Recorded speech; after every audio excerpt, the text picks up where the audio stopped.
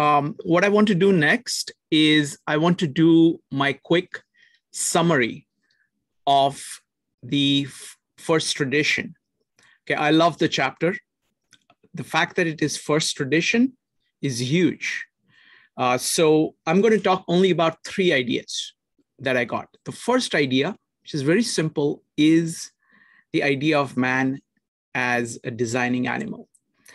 I personally prefer the term creative, or not creative, but creator. We create things, because to me, that kind of captures the fact that you're bringing something, you're giving birth to something new. And the emphasis is on creating something new, adding to the world, adding to the life, adding to your own life and to the world. But it's that, humans as creators. He says design is the ability to imagine that which does not yet exist, to make it appear in concrete form as a new purposeful addition to the real world. So that is a core idea of this. That is as the nature of us human beings. If you just get that, I think most people have forgotten that. Most people don't have that. They are not aware of that most of the time. So that is it's very simple, but really core. The second point I wanted to make was the point that Joe talked about, that is digital or analytical on one side versus analog or integrative on the other side. That is a huge point. That's a huge point. Design wisdom has the ability to shift from an analog experience of life to a digital or analytical perspective of the world and back again. So it is analog is the primary. So you start from the analog world, real world life is analog. Thought is digital. So you are moving from analog to digital. You're using the analytical perspective of the world and back again to transform things in the world. Design as an alternative to this limit on rationality uses a process of composing and connecting. That's what Maritza was talking about, composing and connecting, which pulls a variety of elements into relationships with one another that are then formed into functional assemblies. So this entire process of design is different from a deductive statement. You're trying to pull together many things into one integrated whole. Integration is the core concept that runs through this whole book, saying that be integrated. Western world poured its resources on the development of the analytic and reductive thinking to the detriment of synthetic or integrative design thinking. This is the ground that he's reacting to. This book is actually a solution to the problem that was created. I would put it at Descartes' statement, I think, therefore I am. You're sunk moment you say that, because you're saying I think, which is a digital process, therefore I am, which is analog. So you're making digital the primary. Louis Sullivan says, no, it is I am, therefore I think and I act. So that I am is the formal cause here of who we are as beings. Thinking is just one of the things that you do. If you try to go to the nature of human beings from one aspect of human beings, it's not going to work. And that's what, the most of the modern world, that plus printing, which separates these words, these thoughts, further from the person who is thinking it, making it more digital, losing connection with the analog.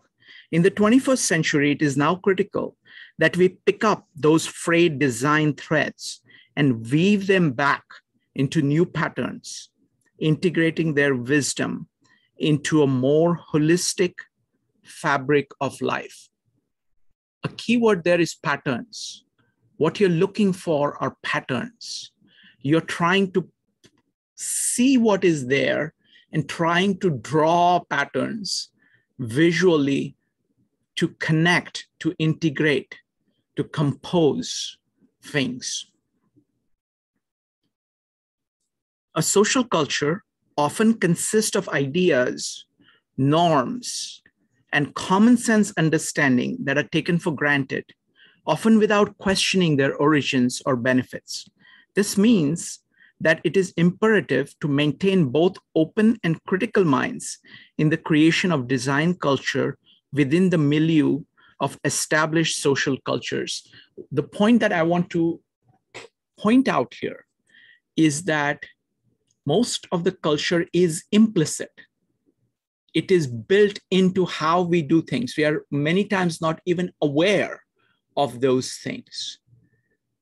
When you're trying to figure out what is going on with society, with yourself, with other people, you have to be cognizant of the implicit, the analog, in addition to the explicit.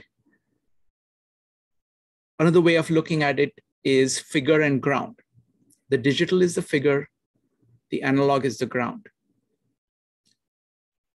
Digital brings order. It is critical. The modern world is built because we have been able to discover order and to order things. But there is the background of evolving life that you have to respond to. When you lose connection with the ground, the figure gets more and more dissociated with the ground, and more it begins to cause bad impacts on the ground. So this play between figure and ground is very much at the heart of the kinds of problems that people like Allison was bringing up, or people like Charlie were bringing up.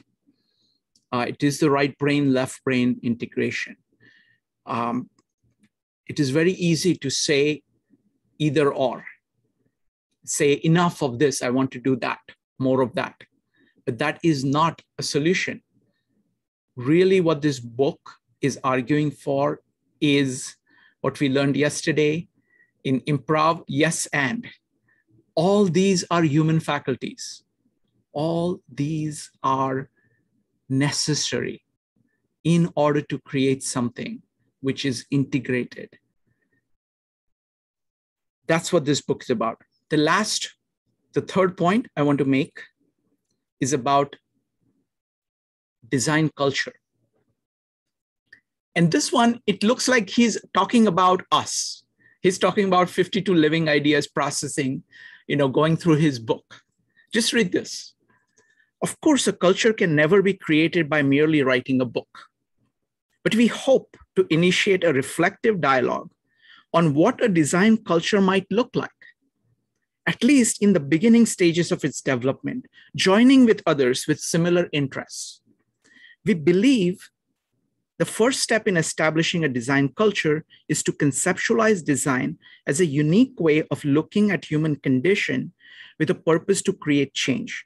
We argue that to be a thoughtful, responsible designer, so this is the other thing that I want to emphasize. Each of us has to take our own personal path to be a designer. It is an individual quest in which we can learn from each other. He says, we argue that to be a thoughtful and responsible designer, any general understanding of what design is ultimately about has to be critically appraised by you, the individual designer, client, stakeholder, or anyone else affected by design. In addition, any understanding of design should be the result of reflective practice, intellectual perception, and intentional choice. This book is meant to be a resource in the facilitation of such individualized understanding of design. So he is inviting us to approach the book in our own way. He's inviting us to go through the book in our own way. So make whatever choices you think seem fit for you. At the same time, talk openly about what you're doing and why you're doing it, because that is going to give the perspective to the rest of us to learn from you. And this dialogue is exactly what is needed to take this book, which is digital, to actually create a culture which is analog. Thank you.